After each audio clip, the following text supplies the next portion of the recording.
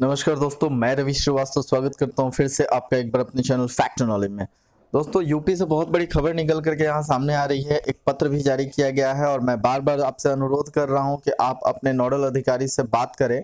अगर नोडल अधिकारी से कॉल करने पे संपर्क नहीं हो रहा है तो कृपया अपने क्षेत्रीय कार्यालय जा करके उनसे संपर्क करें, ठीक है। क्योंकि अगर अभी नहीं किया तो आपको बहुत समस्या हो जाएगी। मैं आपको बता दूं कि बहुत सारे ऐसे अभ्यर्थी हैं जिन्होंने 509 की जगह 510 की परीक्षा दी है, ठीक है, और उनकी जो है असाइनमेंट 509 की जमा हुई है। जबकि वह अपने अगर स्टडी सेंटर जब कंसल्ट कर रहे हैं तो पता चल रहा है कि उनके स्टडी सेंटर के जो कोऑर्डिनेटर है उनको कोई सहयोग नहीं कर रहे हैं। वह सीधे कह रहे हैं क्या कि कोई जो है मार्क्स अपलोड नहीं होगी, ठीक है। अगर मार्क्स जो है अपलोड होने वाली होती तो जो है आपके पिछले मार्क्स को डिलीट किया गया होता, तब जो है वहाँ पे मार्क्स अपलोड की जाएगी। तो मैं आपको बता दूं कि ऐसा बिल्कुल नहीं है। अगर आप अपने स्टडी सेंटर के कोऑर्डिनेटर से दोबारा से मार्क्स अपलोड कराते हैं, ठीक है, तो पहले की मार्क्स जो अपलोड कराई गई है वो ऑटोमेटिक जो है डिलीट हो जाएगी, उसे नहीं अपलोड किया जाएगा। क्योंकि दोनों मार्क्स अपलोड करने की डेट अलग अलग होगी, ठीक है। क्योंकि जब डेटा फीड करते हैं तो वो ऑटोमेटिक जो है डेट जो है ले लेता है कि कब यह डेटा फीड की गई है। यानी कि अगर 509 और 510 की अगर जो है डेटा अलग अलग डेट को फीड होती है, क्योंकि आप सभी अगर प्रशिक्षु हैं तो आप सभी को नहीं पता होगा, लेकिन मैं आपको बता दूं कि आपके नाम के आगे आपकी जो नेम होती है, एनरोलमेंट नंबर थी, उसकी नेम के आगे जो है 509 और 10 दोनों कोड दी रहती है। अब यह डिपेंड करता है जो आपके स्टडी सेंटर के कोऑर्डिनेटर है उनके ऊपर कि वह किस में आपकी नंबर को फीड करते हैं, 509 में करते हैं कि 510 की करते हैं। अगर आपने जो है 509 की असाइनमेंट सबमिट की है तो वो 509 में आपकी डेटा फीड करते हैं। अगर आप 510 की करते हैं तो 510 की वो डेटा फिट करेंगे। इसके अलावा मैं बता दूं कि अगर स्टडी सेंटर के कोऑर्डिनेटर इस वीडियो को देख रहे हैं तो वह कृपया करके जो है उनकी मदद करें। कृपया साधन सेवी जो भी हैं उन वह वैसे प्रशिक्षु जो कि इस समस्या से जूझ रहे हैं उनकी मदद करें, ठीक है। आपको बस करना यह है कि अगर किसी प्रशिक्षु ने 509 का असाइनमेंट जमा किया है, बस 510 का असाइनमेंट उनसे लेके 510 में जो है आप नंबर अपलोड कर दीजिए।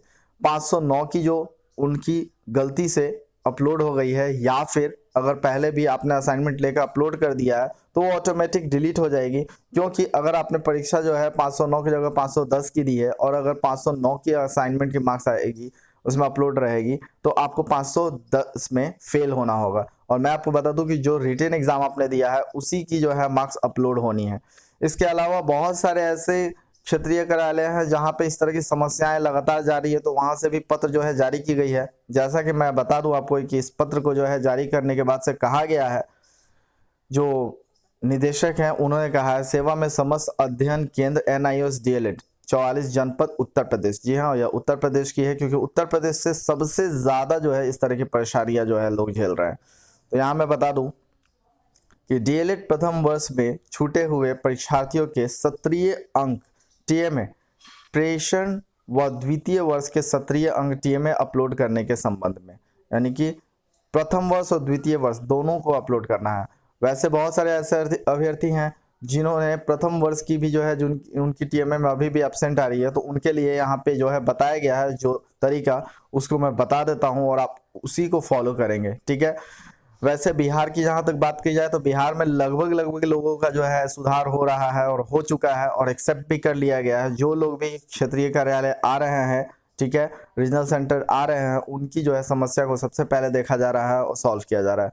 क्योंकि परीक्षाएं समाप्त हो चुकी हैं, कॉपियां चेक हो रही हैं, ठीक है, और बहुत ही जल्द आपको जो है, विश्वास नहीं होगा लेकिन बहुत ही जल्द आपकी रिजल्ट इस बार मिलेगी। इस बार जो है 45 दिन नहीं लगेंगे, ठीक है। इस बार 45 दिन नहीं लगने वाले हैं, इस बार बहुत जल्द जो है आपके 509, 10 और 8 की रिजल्ट आ जाएगी, ठीक है।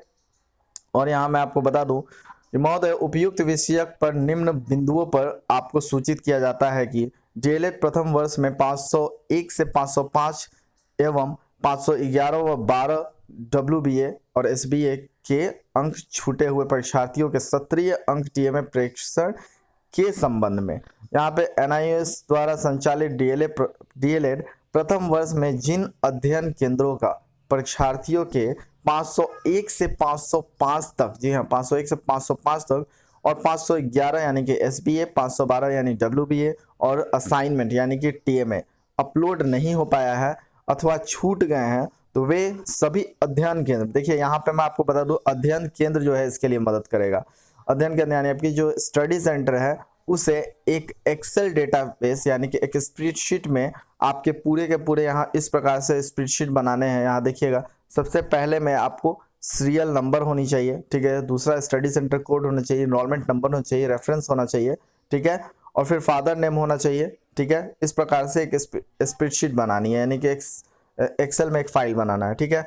अब यहाँ पे देखिए करना क्या है, एक्सेल में जो फाइल होती है वो बिल्कुल जो है सीधा लकीर खींचा हुआ आता है ऐसे, ठीक है, आप सभी जानते हैं अगर कंप्यूटर की जानकारी होगी आपको तो, यानी एक यह डेटाबेस टाइप है, ठीक है, और इस प्रकार से रहती है।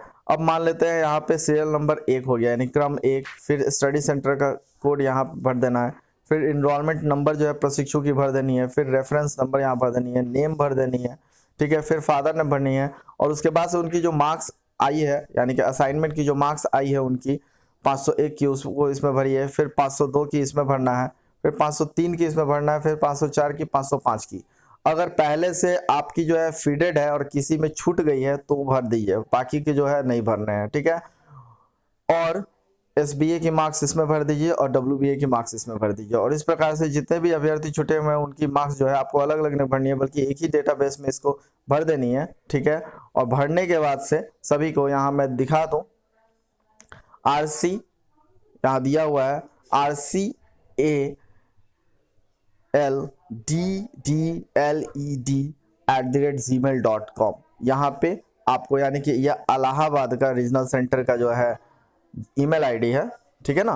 तो आपको रीजनल सेंटर इलाहाबाद में इसको मेल कर देना है, ये पूरे के पूरे जो स्प्रेडशीट आप बनाएंगे, ठीक है, इस स्प्रेडशीट को मेल कर देना है।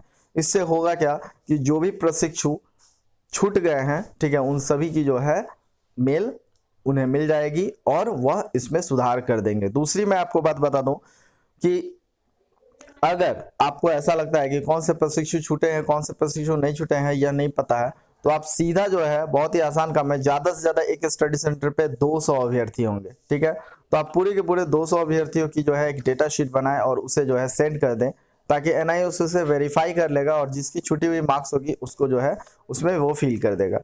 दूसरी मैं बात बता दूं, अभी जो है द्वितीय सेमेस्टर की जो परीक्षा चल हुई है उसके लिए कि द्वितीय वर्ष में 506, 10 और 13, ठीक है, वो 14 के सत्रीय अंक अपलोड करने के संबंध में, यानी कि DLED के द्वितीय वर्ष में 506 से 510, 13 व 14 के सत्रीय अंक अपलोड करने के लिए पुनः 10 अप्रैल तक डेट बढ़ा दी गई। जी हाँ, जैसा कि आप सभी को पता है कि 10 अप्रैल तक डेट बढ़ा दी गई है, ठीक है, और इसके लिए मैं बता भी देता हूं आपको कि किस प्रकार से क्या प्रोसेस करना होगा इसके लिए, ठीक है। तो 10 अप्रैल तक डेट बढ़ा दी गई है। जिन अध्ययन केंद्रों द्वारा अंक अपलोड नहीं हो पाए हैं वे दिनांक 10 अप्रैल 2019 से पूर्व सत्रीय अंक के DLED के पोर्टल पर लॉगिन कर अपलोड कर दे। जी हाँ, और यह लॉगिन जो है वही कर पाएंगे जो इसके लिए ऑथेंटिक है, यानी कि DLED के जो साधन सेवी है यानी कि कोऑर्डिनेटर है वो, या फिर नोडल अधिकारी। तो नोडल अधिकारी से तो आपसे संपर्क जल्दी नहीं हो पाएगा क्योंकि आपको जो है फोन कर रहे हैं तो फोन नहीं उठा रहे वो, लेकिन उनके पास भी बहुत ज़्यादा काम है क्योंकि सिर्फ आपके एक जिले से जो है सिर्फ एक आपके स्टडी सेंटर से उनको कॉल नहीं जाता है, बल्कि जो है आपके पूरे जो है जो कहा जाए स्टेट है उस स्टेट के प्रत्येक जिले से प्रत्येक स्टडी सेंटर से उन्हें प्रत्येक स्टडी सेंटर के जो इतने भी अभ्यर्थी हैं उन्हें फ़ोन करते हैं। जरा आप सोचिए कितने परेशानियां होती होंगी। तो ये काम फ़ोन पे नहीं हो सकती, एक दो छूटे होंगे, सभी नहीं छूटे होंगे, तो आपको पर्सनली जा करके जो है अपनी रीजनल सेंटर और संपर्क करनी चाहिए। ज़रा सोचिए 1 मिनट के लिए कि अगर आपकी परीक्षा अदर स्टेट में होती तो आप जाते या नहीं जाते? बिल्कुल जाते हैं। तो इसलिए आप सभी से आग्रह है कि आप सभी अगर अपना रिजल्ट सुधारना चाहते हैं तो आप रिजल्ट सेंटर बाकायदा जाइए, वहाँ संपर्क कीजिए, ठीक है, समय निकालिए, ठीक है, क्योंकि यह आपका काम है। बात समझिए, यह आपका काम है। आपकी मदद तब तक कोई नहीं कर सकता है जब तक आप अपनी मदद नहीं करेंगे, ठीक है। और अभ्यर्थी से मैं बार बार आग्रह करता हूँ, गुजारिश करता हूँ कि आप पूरा वीडियो जो है देखिए, स्किप ना कीजिए, क्योंकि स्किप करेंगे तो एक भी इंफॉर्मेशन छूटेगा तो बार बार जो है आप कमेंट करेंगे। और मैं इतना एनर्जी लगा करके जो है पूरी जानकारी को एकत्रित करके और वीडियो बनाता हूँ, और आप बार बार एक ही प्रश्न पूछते हैं तो मुझे भी अच्छा नहीं लगता है और इस वजह से मैं रिप्लाई नहीं कर पाता हूँ, जो कि आपको बुरा लगता है। ठीक है, तो प्लीज़ आप सभी जो है इसको फॉलो करें। और मैं आपको बता दूं, रिजल्ट की भी कुछ अपडेट मैं आपको दे दूं। लगातार ऐसे जो है डीएलएड के रिजल्ट अगले सप्ताह इस प्रकार से जो है आ रहे हैं। ठीक है, यहाँ मैं पूरे न्यूज़ यहाँ आपको बता दूं। परीक्षा नियामक पदाधिकारियों कार्यालय जल्द ही डीएलएड सेमेस्टर परीक्षा के परिणाम जारी करने को तैयारी में है। संकेत है कि दोनों रिजल्ट 15 अप्रैल के आसपास घोषित होंगे। वहीं आगामी सेमेस्टर परीक्षाएं मई माह के अंत में होगी। उसका कार्यक्रम भी अगले माह जारी होगा। प्राथमिक स्कूलों में शिक्षक बनने के लिए प्रशिक्षण परीक्षा डीएलएड 2017 व 18 का रिजल्ट आ रहा है। मैं आपको बता दूं कि इस तरह की लगातार जो है प्रत्येक जिले में, प्रत्येक स्टेट में जो है पत्राचार के माध्यम से, या कहा जा सकता है कि अखबार में आप ऐसे न्यूज़ देख रहे होंगे। तो मैं आपको बता दूं कि यह जो न्यूज़ आप है, तो यह न्यूज़ जो है अथेंटिक है, बिल्कुल अथेंटिक है, बिल्कुल रिजल्ट आ रहा है। मगर यह रिजल्ट क्या चीज़ की है मैं आपको बता दूं। जो रेगुलर से डीएलएड जो अभ्यर्थी कर रहे हैं, जो स्टेट कराती है, ठीक है, प्रत्येक स्टेट में अलग अलग जो है डाइट वगैरह बना हुआ है, वहाँ से जो है इसकी प्रशिक्षण प्राप्त करके लोग एग्जाम देते हैं, उसकी रिजल्ट जो है यहाँ पे आ रही है। जी हाँ, आप जैसा कि पता है बिहार में भी जो है बहुत ही ज़्यादा जो है रिजल्ट बाकी थी, अभी 3 सालों की लगभग रिजल्ट बाकी थी, और वह अभी जो है क्लियर होने जा रहा है। उसकी भी रिजल्ट जो है 16 अप्रैल तक जो है घोषित की जाएगी। बिहार में इस बार तो इंटरमीडिएट और मैट्रिक की परीक्षा ने जो रिजल्ट का जो डेट है वो बिल्कुल रिकॉर्ड तोड़ दिया। ठीक है, 26-27 दिनों के अंदर जो है रिजल्ट देना बहुत अपने आप में बहुत बड़ी बात है। खैर आगे चलते हैं, मैं आपको बता दूं कि कैसे जो है आपकी जो द्वितीय सेमेस्टर की है वो कैसे अपलोड करनी है मार्क्स को, वो मैं आपको बता देता हूँ। यहाँ आप देख लीजिए, जब आप डीएलएड पोर्टल पे जाते हैं, ठीक है, एनआईएस डीएलएड पोर्टल पे, याद रखिएगा हमेशा जब भी आप यूज़ करें तो एनआईएस की जो डीएलएड पोर्टल है उसकी ओरिजिनल वेबसाइट पे आप जा करके जो है जाए। यहाँ ओरिजिनल वेबसाइट का जो एड्रेस है वो यह है। ठीक है, और इसको सिक्योर वेब ब्राउज़र में ही ओपन भी करें, क्योंकि अपनी आप जो भी इंफॉर्मेशन फिट करते हैं वो लीक नहीं होनी चाहिए। जब आप यहाँ पे जाते हैं तो आप देख सकते हैं यहाँ पे 2 प्रकार के यहाँ पे जो है 4 मेनू आ रहे हैं, जिसमें 2 मेनू आपको दिखते हैं यहाँ पे। तो आप शिक्षकों के लिए यह है, ठीक है, और यह स्टडी सेंटर के कोऑर्डिनेटर वगैरह के लिए है। ठीक है, तो आपको जो है एग्जामिनेशन स्टडी सेंटर पे क्लिक करना है। इस पर क्लिक करने के बाद से यहाँ पे ऑप्शंस आते हैं, क्लिक फॉर स्टडी सेंटर। ठीक है, क्लिक फॉर स्टडी सेंटर, ठीक है, इस पर आपको क्लिक करना है। फिर उसके बाद से एक और जो है अंदर जाएंगे। ठीक है, यहाँ पे आप देख सकते हैं यह जो दिखाई दे रही है option, click to enter into study centre section menu, इस पर आप क्लिक करेंगे। ठीक है, और अगर आपके कोऑर्डिनेटर को नहीं आ रहा हो तो उनसे भी जो है आप सामने बैठ करके करवा सकते हैं ये। ठीक है, अब यहाँ यूज़र टाइप में आपको जो है यहाँ 2 सेलेक्ट करना है, या फिर नोडल ऑफिसर या फिर स्टडी सेंटर कोऑर्डिनेटर, यही 2 जो है ऑथेंटिक हैं। ठीक है, जो कि आपके मार्क्स को अपलोड कर सकते हैं। ठीक है, तो आप जिस प्रकार से जिससे भी अपलोड कराना चाहते हैं मार्क्स, उसको जो है यहाँ पे आप टिक कर देंगे। जैसे स्टडी सेंटर कोऑर्डिनेटर है तो आपको यहाँ पे क्लिक करना है। तो यहाँ देख सकते हैं स्टडी सेंटर कोऑर्डिनेटर का ऑप्शन आ गया। अब स्टडी सेंटर कोऑर्डिनेटर को अपनी यहाँ पे कोड डालनी है, स्टडी सेंटर की कोड डालनी है। ठीक है, फिर अपनी ईमेल आईडी डालनी है, फिर मोबाइल नंबर डालनी है, और जो पासवर्ड प्रोवाइड किया गया है उस पासवर्ड को यहाँ पे फीड कर देंगे, और जैसे ही सबमिट करेंगे, ठीक है, यहाँ पे सबमिट करेंगे तो हो जाएगा। अगर कोई ऐसा कोऑर्डिनेटर है जिसकी जो है कोड अभी तक नहीं आई है, या जिसने रजिस्टर नहीं किया है, तो उसको इस पर क्लिक करना है, नॉट एट रजिस्टर्ड। ठीक है, इस पर क्लिक करना है, या पासवर्ड भूल गया तो इस पर क्लिक करेंगे। उनकी कुछ पर्सनल इन्फॉर्मेशन पूछी जाएगी। ठीक है, यहाँ पे देख लीजिए फॉरवर्ड पासवर्ड पे जैसे ही क्लिक करते हैं तो study centre code, email ID और मोबाइल नंबर यहाँ पे जैसे ही डालेंगे, ठीक है, तो तुरंत जो है यहाँ पे उसकी यहाँ पे डेटा फीड हो जाएगी। ठीक है, कल मैं एक वीडियो बनाने वाला हूँ जिसमें मैं दिखाऊंगा यह कि जो है किस प्रकार से आप इसमें कर सकते हैं डेटा को फिट। ठीक है, सामने आपकी डेटा को भी फिट करके दिखाऊंगा। ठीक है, तो यहाँ पे इस प्रकार से आप क्लिक कर लें। ठीक है, और क्लिक करने के बाद से अपनी जो भी डेटा आ रही है उसको यहाँ पे फीड कर सकते हैं। ठीक है, इसके अलावा बता दें कि अगर आपने रजिस्टर अभी तक नहीं किया है तो आप इस ऑप्शन पे भी क्लिक कर सकते हैं, और इस पर क्लिक कीजिए और आप अपनी पासवर्ड फाइंड कर सकते हैं, गेट योर पासवर्ड। ठीक है, और इस प्रकार से आप अपनी डेटा को फीड कर सकते हैं। तो मैं आपको बता दूं, यहाँ पे डेट आप देख लेंगे 10 अप्रैल तक यहाँ पे डेट दिया हुआ है। जी हाँ, यहाँ 10 अप्रैल तक डेट दिया हुआ है। 10 अप्रैल तक आप जल्द से जल्द अपनी डेटा को फीड करके और जल्द से जल्द अंक जो है प्राप्त कर ले, क्योंकि बार बार जो है एनआईओएस की तरफ से जो है डेट नहीं बढ़ाई जाएगी। पहले यह डेटा जो है 30 तारीख तक जो है फिट करनी थी, 30 मार्च तक, और अब जो है 10 अप्रैल तक डेट बढ़ा दी गई है।